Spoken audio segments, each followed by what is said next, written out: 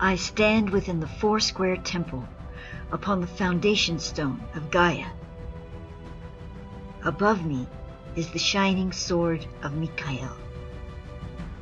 Below me is the flaming shield of Melchizedek. To my left is the mantle of the Divine Mother. To my right is the shepherd's staff of the Christ King. In me, all four living symbols are joined in the heart.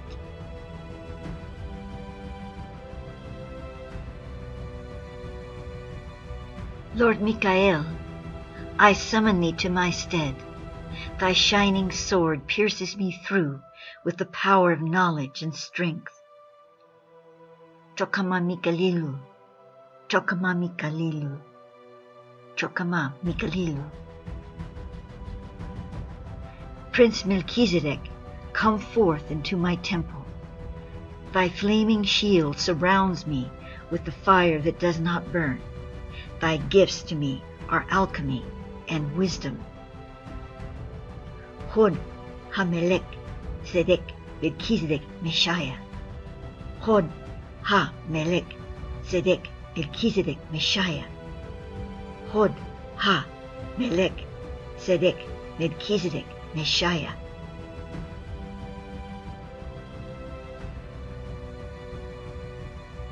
Divine Mother, wrap the mantle of the dove upon me, that I may know grace and perfection. Shekinah Esh, Shekinah Esh, Shekinah Esh.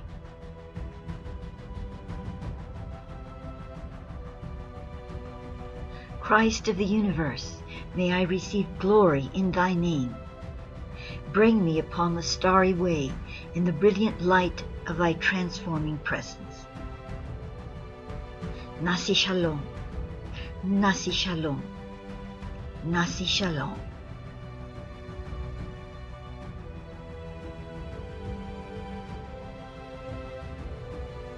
Knowledge, strength, alchemy, wisdom, grace, perfection, transformation. With these 7 powers I am renewed and protected. Aloe, aloe, zadedektak, hamin. Aloe, aloe, zadedektak, hamin. Aloe, aloe, zadedektak, hamin. Glory, glory, the Lord of hosts is upon me.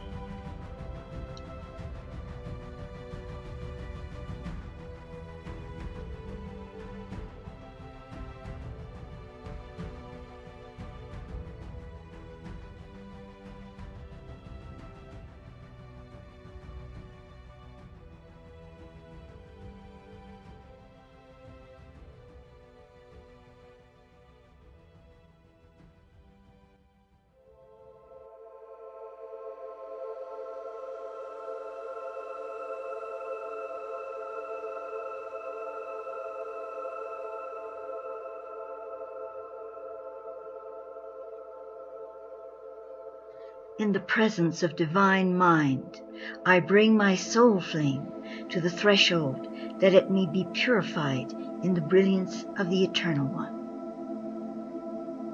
Angel of mercy and grace, who stands upon the rainbow bridge between worlds, I summon thee to my stead as my reverent Lord of sacred passage. Bring unto me thy succor, thy manifold mercy, that knows no boundaries and is an eternal fount of spirit, light, and beauty, that I may drink deeply thereof to awaken renewed and refreshed in thy greater kingdom.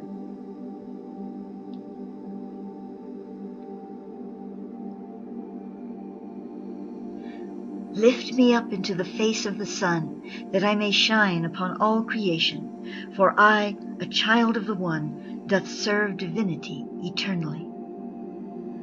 I accept my many-splendored garment of light, the risen body of Kedmon. As I thus receive this raiment of perfected form, so I sing it into my soul. Ahamet, Kefa, Taket, Mana.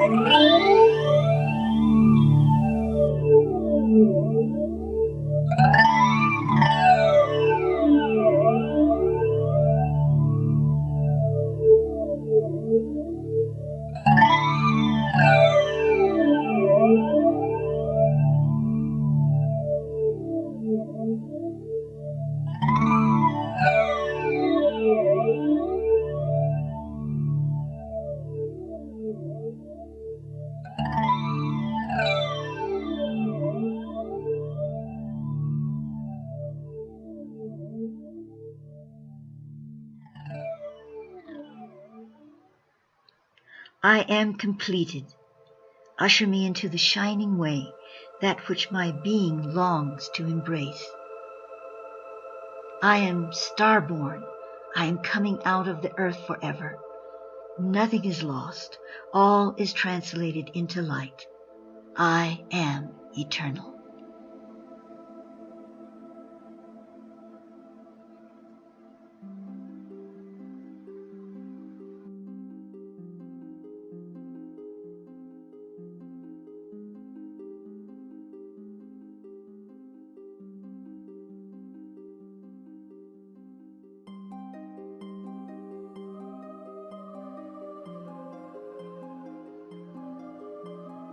We as a collective group and each as individuals open ourselves in unity to request from Source the clearing of our energy fields and therefore group field.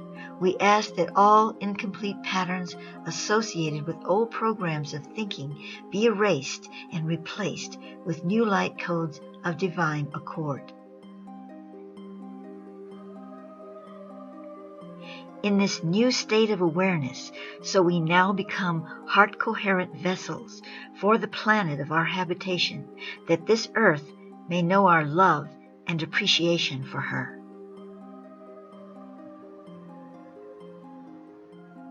We join Gaia in her abundant celebration of life. We see her oceans as sparkling pure wells of power and beauty, washing clean all corners of the planet.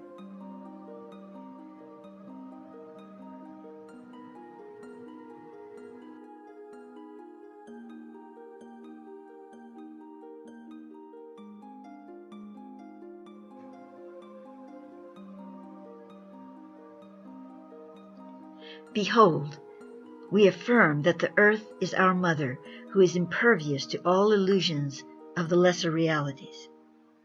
She is enduring in her wise role as the vessel of our human existence upon and within her. Nothing may harm her, for she is wise beyond the temporary cycles of man and nature. And so it is, and shall forever be. Amen.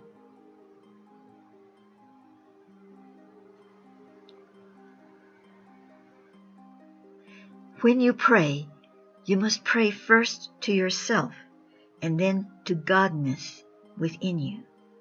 By this I mean that the prayer is best to reflect the needed changes in your own perception before you can positively attune to circumstances around you. Since all is within you, this is where your prayer's focus need begin.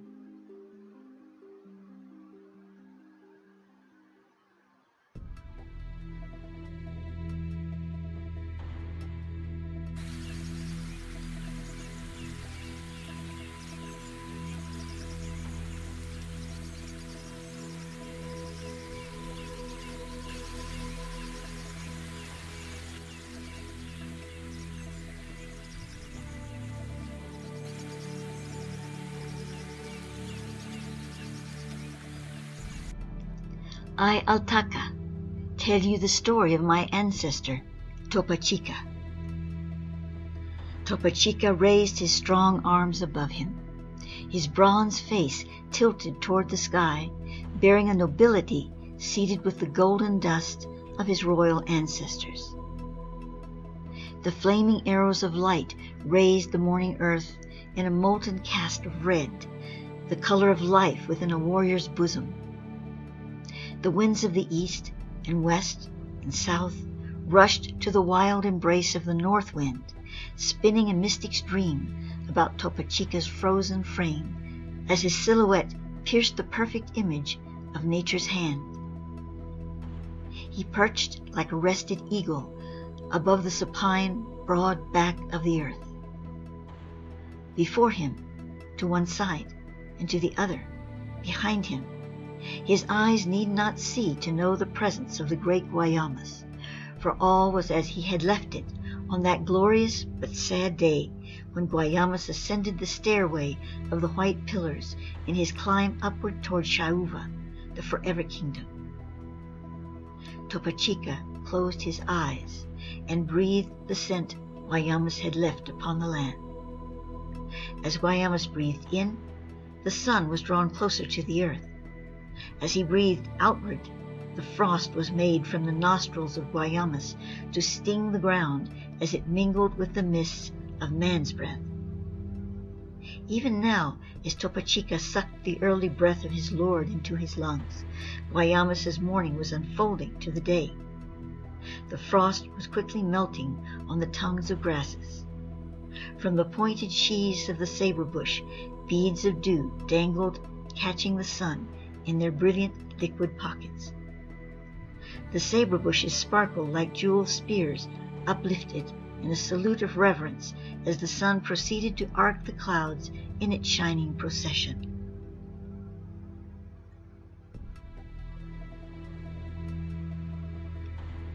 Topachica felt his heart approach a thrill of ancient glory as the pageantry of color stroked his heaving breast. He was as close to Guayamas now as any mortal could be, high above the footplaces of man, higher than the city of Paulamas, which rose from the flatness on a mountain of stone. Topachica alone stood highest, in the center of the sacred city, on the uppermost plateau of the pyramid temple Itza, the sun mansion. Her hard white hands of prayer extended into the holy waters of heaven to be hallowed and transformed in spirit. She was dipped into the sacred well of the sun, that holy chalice to which Guayamas gave his merciful blessings. As the rays of the sacred orb chimed fiery chords of light against Itza's stone heart, Topachica imagined the temple to pulse in ecstasy and receive the solar accolades with great human joy. Indeed, this was so, for Topachica had become the mind and soul of Itza. He had given her life as she passed to him the vessel of spirit, of grace eternal. Together, as one superior entity, they received Guayamas in his mansion of the sun, now blazing with full majesty upon the earth cradle of humanity's laborious birth. Topachica was then freed from mortality, braced against Itza as a figure of pure crucifixion across the sky. He was lofty, yet humble in his union with Guayama's bride, the pristine, veiled Itza, who was wedded to the eternity by her Lord, host of heaven and earth. Topachica had become, in this consummate act, a surrogate god of Guayama's foe.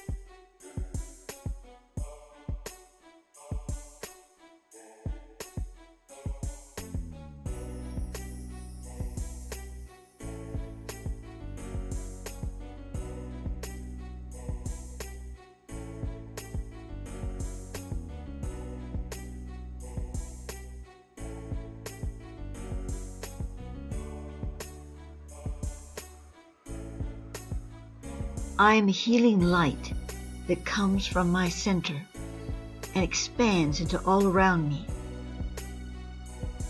I am a fire in the night, a cool stream in the heat of day.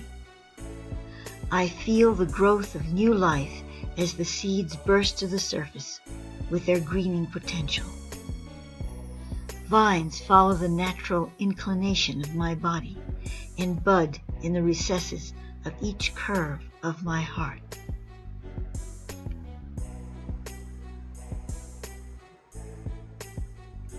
The hawk is my sight, the rabbit my tenderness, the deer my graceful right to be. I walk tall with the bear and move as one with the shadows of the forest, like my brother fox. I sing the lone song of the swan and the keening laughter of the coyote. I am the sleekness and sureness of the cat as it stretches in the sun, a smile of mousing dreams buried mischievously in its silky whiskers. The dog pads softly beside my heel, sensitive to my every move, for it is my own longing for union that weaves his dream.